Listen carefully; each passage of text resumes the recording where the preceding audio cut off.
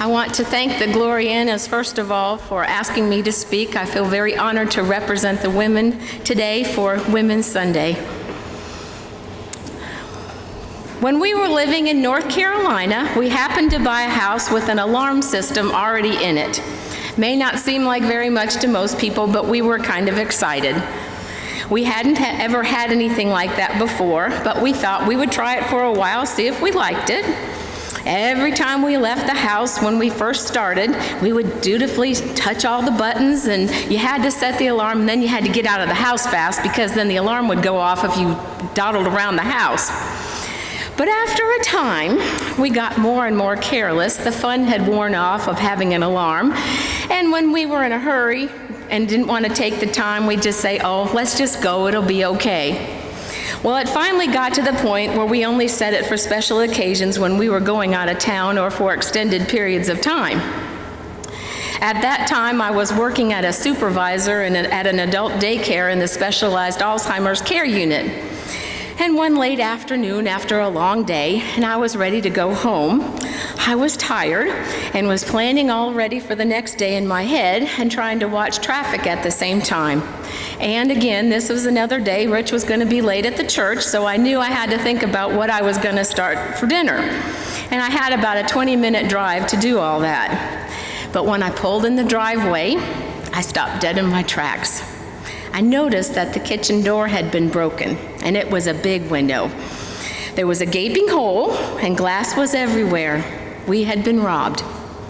I wanted to go in and check on my dogs because they weren't making a sound, and at the time we had 4 dogs, so them not making any noise scared me, and I wanted to go in and check on them. But I called the police first, who told me to wait in case the people were still in the house, and they stayed on the phone with me until the officer arrived.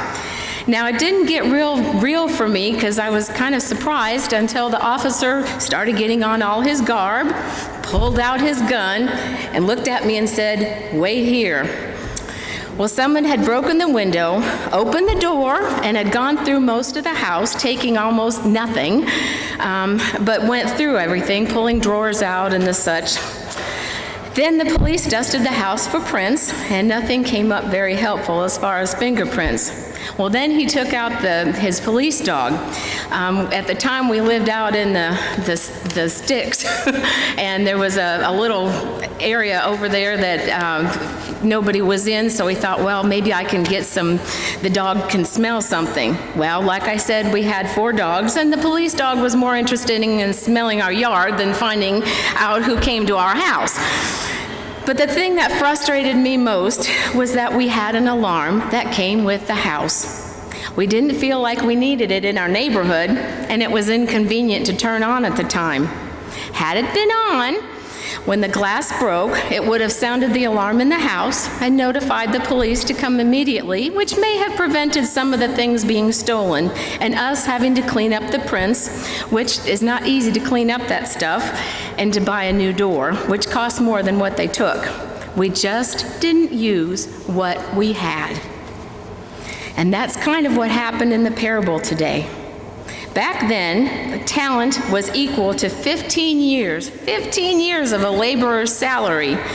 Can you imagine the surprise on the faces of the slaves when the master gave them 15 talents? I mean, their talents that were 15 years. I think if some of us were given 15 years worth of our salary, we would probably be pretty excited. And I also love what it says, that they were giving talents according to their ability. Not everyone is the same, yet they each had the opportunity to make something of the talents they were given. The first 2 took the talents and prospered them and brought them back to the master, and the master was happy and rewarded them with prosperity. The third one was afraid of using his talent. He was so afraid that he hid it and just gave it back to the master the way he got it. As we see, the master was not so happy about it. He took the talent and gave it to one of the other slaves, and he informed the third slave that he would be thrown into the outer darkness. He didn't use what he was given. The parable really isn't about money, though, is it? Jesus speaks to us in parables, linking stories from everyday life to help us to see what the story is really about. The real story is we are all given talents. The biblical idea of talents is tied to something of monetary value, something tangible you can hold in your hand that's valuable. People can easily associate the word, however, with human ability. How might you identify with the 3 biblical slaves and the talents they were given? Which one can you identify with? The 2 who increased the talents, or the one who hid theirs? Jesus, the light of life, gives light to the baptized, and we are to live that others might see us shining with the light of Christ. That light comes through how we live our lives and how we use our talents for the Lord. When children or adults are baptized here at First Lutheran, the person is given a candle. The candle is lit from the Christ candle, symbolizing the light of Christ. And then the pastor tells them, "Let your light shine before others, that they may see your good works." We are charged by God to use our talents by the grace that He shows us. He doesn't say, "Hide that gift and keep it away the best you can." He says, "Be a light. Be a light." Use our talents to further God's purpose. When we look at the saints, actors and actresses, co-workers and friends, it's easy to see the talents that others have. There are some people who have been given so much. You know who those people are. The person who can come up with the good ideas and then organize them like it was nothing. Or the person you can always count on when you're in a jam. All you have to do is ask and they come flying. Or to the person who is so artistic and can make beautiful, beautiful paintings. And you say to yourself, "I wish I could do that, but I just don't have the talent." If I were to ask you right now, could you name your own talents? I thought the kids did really well identifying theirs. Do you even feel like you have any talents? Many will answer with a big fat no, I don't have any. Don't compare yourself to others. Look at who God made you to be, and be that with all your might.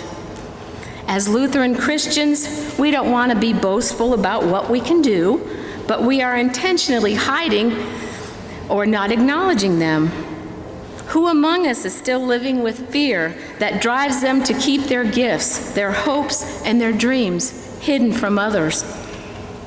I know someone who became a friend.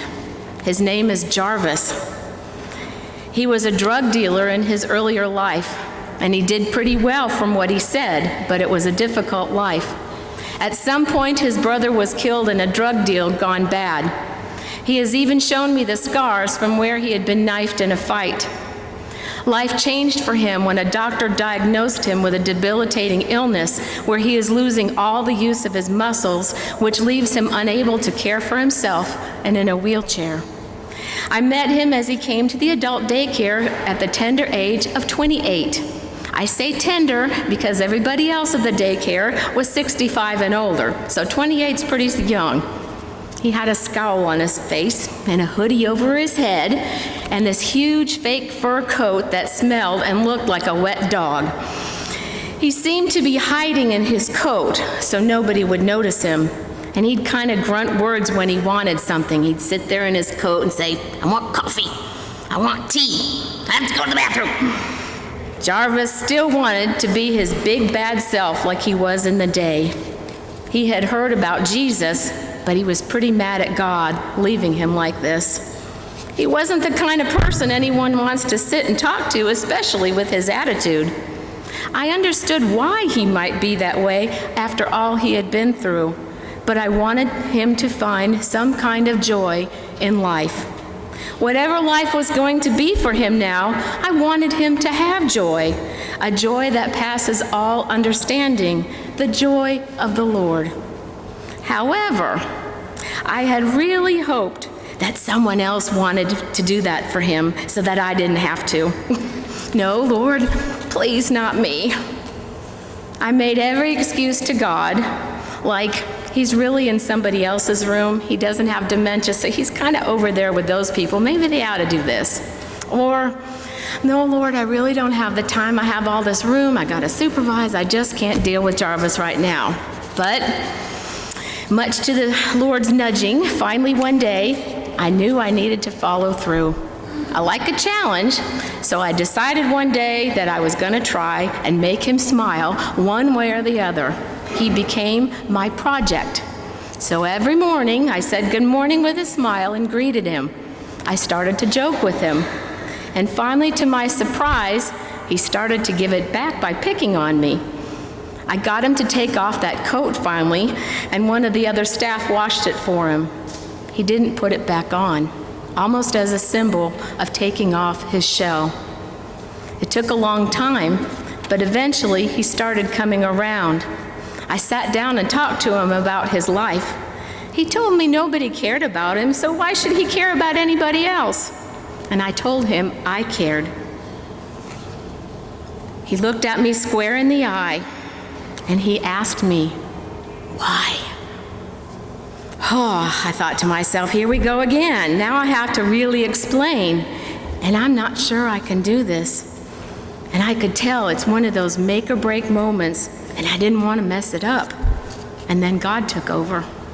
I took a deep breath, reassured him that Jesus still loved him, and that I loved him as a brother in Christ. And let me make something clear. Just because I'm a pastor's wife, and I come from a long line of pastors, it doesn't mean it comes easily for me.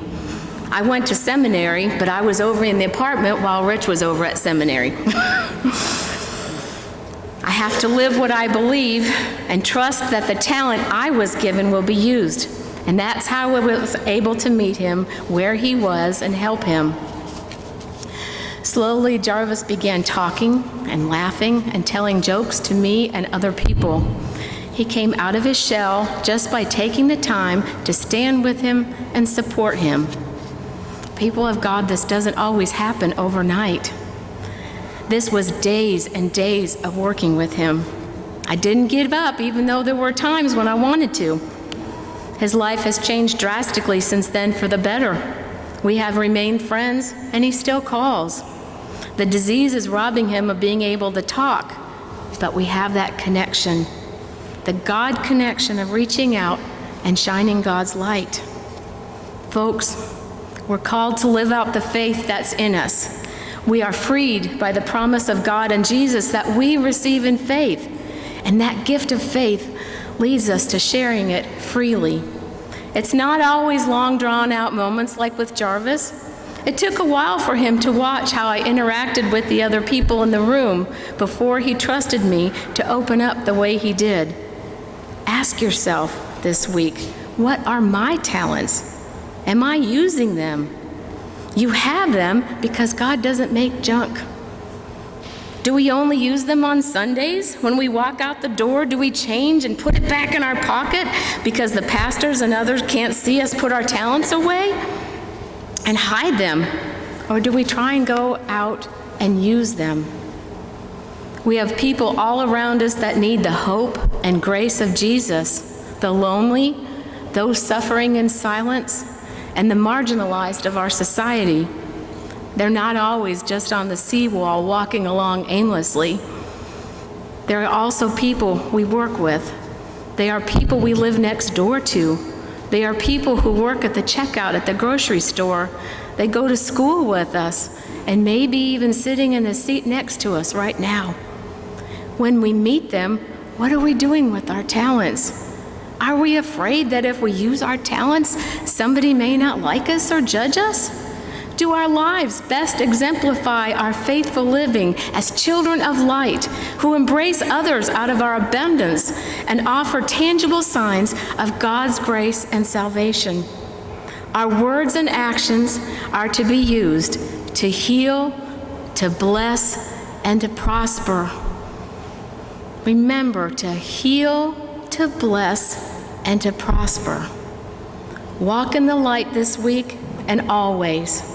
Use your talents always, and trust that God will be with you every step of the way. Amen.